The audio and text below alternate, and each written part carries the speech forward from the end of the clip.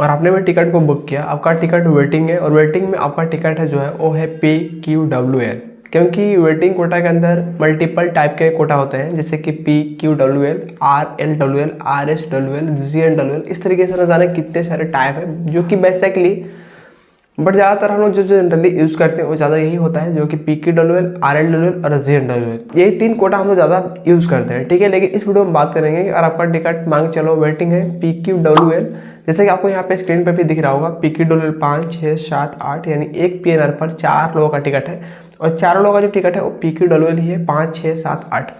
अब देखिए यहाँ पे सबसे इंपॉर्टेंट चीज़ क्या है ना समझना है, देखिए बुकिंग स्टेटस में भी आपको सेम चीज़ दिख रहा होगा, 4, 5, 6, 7, 8 और यहाँ पे करंट स्टेटस भी 5, 6, 7, 8, यानी जब मैंने टिकट को बुक किया उस टाइम पे भी सेम वेटिंग था 5, 6, 7, 8 और जब मैंने इसका करंट स्टेटस को चेक किया यानी 10 दिन बाद, 15 दिन बाद, यहाँ पे कोई भी वेटिंग कम नहीं हुआ है, सेम यहाँ पे भी शो हो रहा। लेकिन इसकी परसेंटेज की बात करें तो परसेंटेज काफ़ी हाई दिखा रहा, 90%, 89% और 88% और 87%।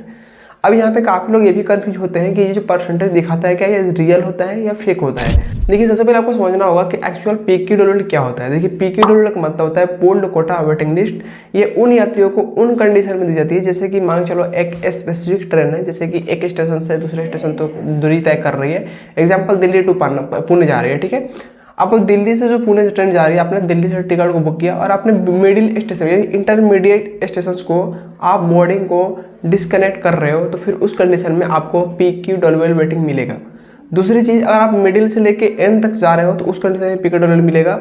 और तीसरी चीज़, अगर आप सिर्फ मिडिल में ही ट्रेवल कर रहे हो, यानी ना तो आपने फर्स्ट स्टेशन से टिकट को बुक किया है, ना ही आप एंड स्टेशन तक जाओगे, सिर्फ मिडिल में टिकट को बुक किया यानी एक जगह से दूसरी जगह तक, तो उस कंडीशन में भी आपको PQWL टिकट मिलता है। अब यहाँ पे तो ये चीज़ आपको क्लियर हो गया कि हाँ PQWL कब मिलता है, कैसे मिलता है। लेकिन सबसे इंपॉर्टेंट ये है कि PQWL का जो कन्फर्मेशन जो चांस होता है वो कितना हाई होता है, हमें मतलब कितना वेटिंग तक रुकना चाहिए, वेट करना चाहिए ताकि हमारा टिकट इजीली कंफर्म हो जाए।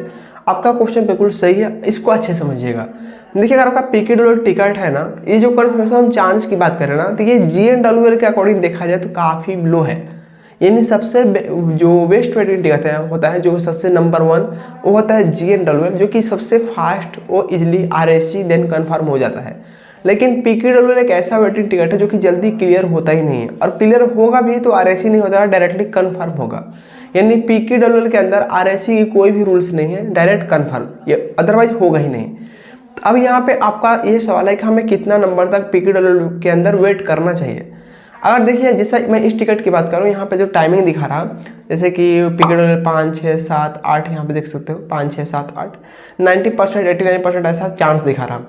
इसका जर्नी का टाइम कितना है, 22 अप्रैल का। ये मेरे एक सब्सक्राइबर्स का ही टिकट है, मैं उनका ही टिकट पे आपको एक्सप्लेन कर रहा हूँ। वेटिंग है PQWL के अंदर और 5, 6, 7, 8 4 लोगों का टिकट है।